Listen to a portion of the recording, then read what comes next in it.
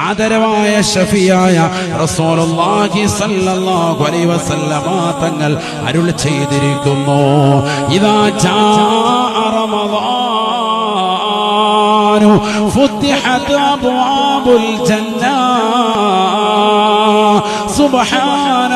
സുബ്ഹാനല്ലാഹ് പരിശുദ്ധമായ റമളാൻ കടന്നു വന്നാൽ ആകാശലോകമിതാ അല്ലാഹു സുബ്ഹാനഹു വ തആല സജ്ജീകരിക്കുകയാണ് ഫുത്തിഹത് അബ്വാബുൽ ജന്ന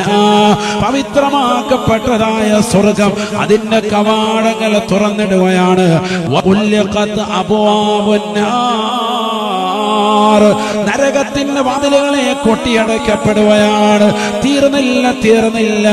വസുഫിദത്തിശയാതീനോ